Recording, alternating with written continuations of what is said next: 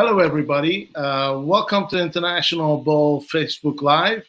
Today, I have great pleasure of having uh, former coach Scott Flemming uh, on the show to recap about his journey in a basketball Africa League. And I know last time that we had him here on our show, we were talking about his journey in India, and so I'm looking forward to bring him on and talk to him about his, his journey in Rwanda, Kigali. Coach, welcome to the show. How are you? Good morning, Tom. Great to be with you again. Yeah, it wasn't too long ago we were together. Yes, it was just a little about a year ago that we were talking about your journey in India and what a fine work you were done in developing the young man. And recently, in fact, I've been hearing a lot of those guys that you worked with, they're being placed either in college or in the NBA G League, right? Yeah, they have been. And I'm actually in the same position. Just because of COVID, so many people have had their plans changed, and same here with me. And so just waiting to go back to India. We've been doing a lot here in the States to place players, and we've been Zoom meetings with them all and all that. So because I had some time free, I had the privilege of going and working at the BAL in Africa. Yeah. Brilliant. So Africa, man, this is a continent I've always been so just amazed with, not just its geography. Right here behind me, it's just the sheer size, population, and in terms of basketball, the number of talents that's come out over the years, not only to the NBA but just all over the world. Tell us. I mean, ball. It's a talent-rich country, and I think this was kind of a long time in the coming. And again, because of COVID, things got delayed a little bit, but. They were able to pull off a great tournament that I was a part of, and just hopefully for, things to come in the future. But for first time around, it was very successful there in Rwanda, bringing in 12 teams from all over different countries in Africa and coming down to a championship game that was really great. And so I'm not sure it could go a whole lot better than it did for first time through. In Africa. Wow. This bubble-like tournament style of featuring the best of every other country at the ball. What is the qualification process, and how does it work? Well, there were 6 teams. There were 6 national championships from Angola, Egypt, Morocco, Nigeria, Senegal, and Tunisia. Those were 6 of the teams that qualified directly from their championships. And then there were qualifying tournaments for the other 6 teams to get in, which were Algeria, Cameroon, Madagascar, Mali, Mozambique, and Rwanda. And so when those regionals were done and those qualifying tournaments, you came up with 12 teams that all joined together. They were put in 3 different pools, and so you had to come out of your pool, and it ended up with a final 8, a single elimination tournament. And that was exciting, and came down to final 4, final 2, and then we had a champion in Zamalek, and they were a team from Egypt. So, yeah. Okay. Zamalek, sorry, I pronounced that wrong, but Zamalek was the club that. And these weren't national teams. These were, professional club teams from their countries that qualified for this tournament.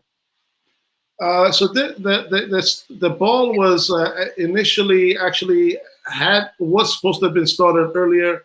COVID-19 slowed it down, and then I think the protocol that was established has allowed it to come together to be played. Actually, so.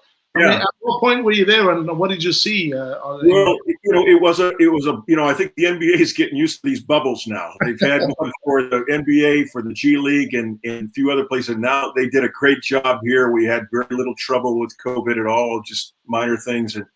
And I I've told people that I didn't get to see a lot of Africa, but Africa came to me. I mean, with 12 different countries and all these different cultures and all these players from all over the place, I felt very enriched, like I'd really been to Africa, because I heard about these 12 different countries and even more. And of course, we had some international players there from the U.S. and Canada and Europe and different places as well. So, for somebody that had been sitting in my home for a year and not out there hearing the squeak of the floor and the ball bouncing, this was just a privilege for me. I kind of oversaw the practices, and I was somewhat of a coach in residence, so I was able to spend time with the coaches and just talk with them and watch their practices and learn from them. It'd been a while since I've been in the gym, and so you had 12 different coaches, different philosophies, different ways to practice, and so I was the fly on the wall there, just kind of watching these practices and making sure everything was in place, and then had chances to talk to a lot of those coaches and players. I got to meet a lot of players one-on-one, and it was really a great month for me, and I think for a lot of people, and I believe between FIBA and the NBA and the federations that all collaborated together, I think it was a huge success. Obviously there are a lot of the players that grew up in Africa. They're either been scattered playing around the globe, some that returned and played at this tournament, some that were that were already there, that were playing already there for their professional teams. Right. You've been around the NBA game a very long time and at all levels. So, how did you sort of see the level of talent for this first year league? Yeah, there was a lot of talent there. Now, some of the players were older veteran players that were really good. They probably have missed their window maybe to play in the NBA, although there were a few former NBA players. And then now we've got some young players to kind of keep an eye on that, someday might be there. But I thought for the first year around for the BAL, there was a lot of talent there. There was games were exciting, a lot of close matches, close games, I should say. And I think it'll just get better in the future, I'm sure. Yes, indeed. This tournament style seems to be, taking form. There was obviously here in the Americas, we've had the Basketball Champions League, which was rebranded recently. It was initially called the Liga Las Americas. In East Asia, there's the East Asian Basketball League, which is also like the Champions League of the East Asia. Now, BAL, the Basketball Africa League, crowning the champions of Africa, Al Zamalek. So how was that experience going to that game, watching Al Zamalek win the championship and Walter? It's great because I had such a great viewpoint because I had seen these teams practice and prepare. I knew the players, I knew the coaches, so it wasn't me just being a fan going to a game. I mean, these are guys that I knew, and I wasn't really rooting for anybody because I really got to know all of them pretty well, and so it was fun to just watch guys that you had conversations with and talked about their game and practice, talked to the coaches, and they talked about the challenges they had in these games, and so it was of course. Anytime I watch a basketball game, and I think most coaches would say this, you kind of watch it as a coach. And there's some fan in me too. There's a little bit of fan and just rooting for them. But I'm as a coach, I'm seeing what they're doing, the strategies they're working on, the skills that I've seen them work on in practice. Maybe an out of bounds play, maybe a set that I really like, those kind of things. So I was looking at them as a coach, but there was an extra thrill really because I knew all of these guys and knew the coaches and players, and so that made it even more special. So what are the rules, if I may ask you, in terms of some of the every league allows maybe a certain number of import players to come in to play. How is this executed with ball? Yeah, I think. To be honest with you, I'm not quite sure. I think it was like maybe they were allowed 4, possibly, or more in international players. But most of the teams didn't have any more than 2 or 3. internationals. They were mostly made up of African players from their area. And like you said, some of the players were already with the club playing in those countries, and then there were a few that joined them just for this tournament. And so there was a kind of a mix that way. And some of the players had to adapt pretty quick and learn on the fly. And of course they're experienced. Most of them had played a lot of pro ball, and so they picked things up pretty quick. And that was even true for the coaches. There were some African coaches, there were some international coaches. It was kind of a mix that way as well. So you got to see some different styles and different culture of basketball from these coaches coming in and adapting to their country that they were coaching in. But it was kind of a big melting pot of people from all over the world. I think there were 20. I think they said 24 countries were represented with all the players. So that's double the teams that were there. So quite a few imports as well. What a fascinating grand vision of having this partnership with FIBA, NBA coming together and putting a league down. What direction do you see this going? Is this going to be a pipeline for being able to showcasing the best of Africa to directly to the NBA? Or how? Yeah, I don't know all of that. It was fairly new to me. I thought this was a great start. There's talk about it certainly being in the future. I think those are questions probably for Amadou Fall and some of the people that are part of that league. I think they're working on the strategies right now for probably the future of this league. All I can say, I think there is a great future, and I think I don't think you could have started better. I think most people felt that way. It was a huge success. And, when it goes well the first time, you've got something to build on. If it flops the first time through, then, you kind of have to regroup and kind of start all over. And that's not the case here. I think it went really well, and they've got something to build on. And I guess we'll just have to wait and see where it goes from here with FIBA, with Amadou and his group and the NBA in partnership. Yes, indeed. And what a fantastic job he has done in terms of his leadership.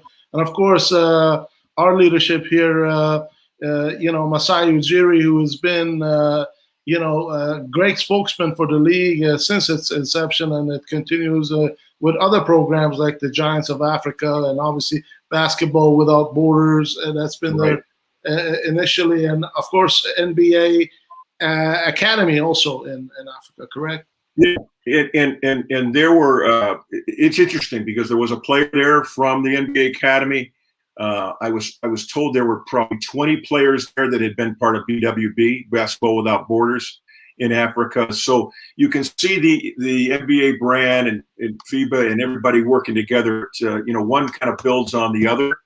And this is a unique league because there are national team tournaments in Africa. There are local professional leagues, but this is the kind of bringing that all together and having these clubs being able to play in their continent to be a national or be a champion for all of Africa. So okay, will you return at some point to the ball league, or this is just a one time? I hope so. I can't tell you that for sure, but I think I'd be.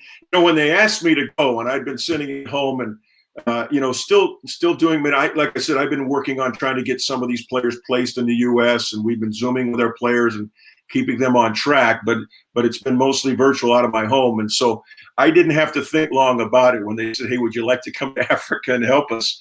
That was a pretty quick decision. I said, "I'm in," and so that would be great. If I don't know if I'll be able to do it again based on my duties and all of that, but I certainly I would be open to that if time allowed. I was thinking about even Amadou when I went to join the Texas Legends in the Mavericks at that time D-League team.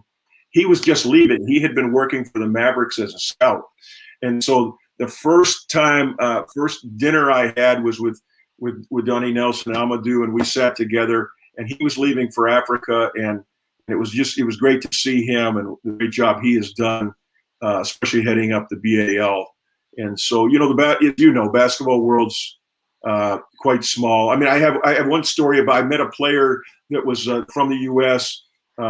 Playing for the Rwanda team, and I asked him where he played college ball. He said Boise State, and I said, well, I used to coach really close to there. I said, who was your coach?